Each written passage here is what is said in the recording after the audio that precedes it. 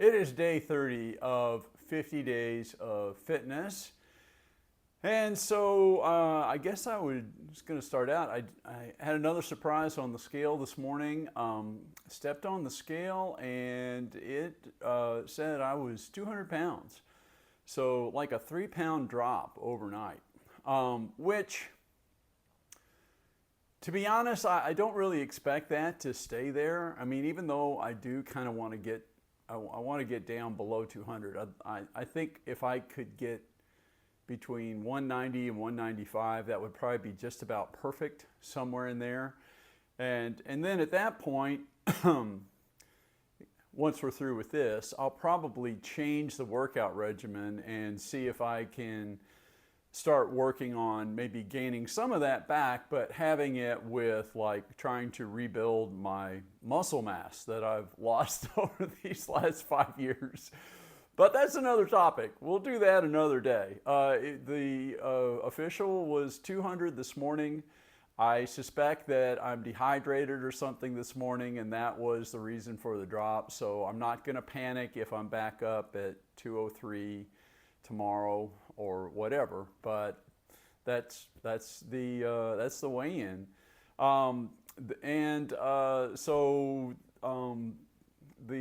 The earning my coffee, I've earned my first cup of coffee for the morning, and that's going pretty well, really. At the beginning of the week, I was a little, thinking I may be pushing this a little bit too fast, but it's, we're more than halfway through the week now, so it's like, it's going to be all right. It's going to be okay. So that's kind of where those things stand. So I guess what I will mention today, I saw something yesterday from our good friend Dr. Daniel Amen, who I've mentioned a number of times on here. He is a brain doctor, and he is amazing. His social media is amazing. His books are amazing. He is really someone who I trust and I really like. And so we're going to talk about creatine again. He brought up this thing on creatine. Now, we did one on creatine a while ago. I can't remember exactly when we did it, but one of the topics that we covered was creatine, and that it's very heavily studied, very safe and effective, and helps you recover. And then we also talked about the fact that there seem to be there's some studies indicating that not only is it good for your physical health, but that it seems to help your mental health. And the studies were focused primarily on elder people, like my age, older people. It seemed to help them with memory and cognitive. It didn't seem to have nearly that same amount of effect for younger people.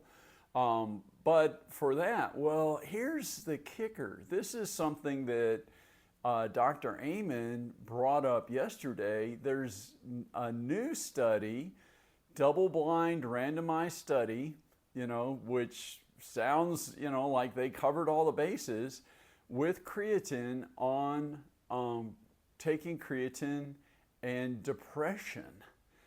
And it was really fascinating. So they had a placebo group and they had a creatine group, and the amount of creatine was 5 grams, one of those little scoops. If you saw the previous one where I did that, I showed you a little scoop a day. And now it wasn't the creatine alone. So we can't draw that conclusion that creatine alone will do this. But these people were all diagnosed with moderate to severe depression. So it wasn't just a little depressed. It was relatively serious for these people. They were all, all of these people in this study were diagnosed with that level of depression. And all of them were given cognitive therapy. They were meeting with a therapist to work with their depression, but one group was given creatine and one group was not. Both groups improved over the period of the treatment. However, the creatine group, their effects, and they have a scale that they measure it on, which I'm not familiar with this scale, but I think it goes to 20 or something like that, where 20 is the most severe, and I guess 1, or I don't know, maybe it goes to 0, is not severe at all. And all of these people started out, I think it was around 18 on the scale, which is pretty severe. And at the end, the one group without the creatine, they improved, and their scale at the end of the study was 11.5, 12, something like that. However, the creatine group was 5. So he's like, it was twice as effective with the group that took creatine. And I had never ever heard that before.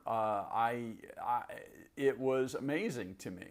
So that is just some food for thought. If you're considering taking creatine, creatine seems to be really good for you on a number of levels. So just food for thought.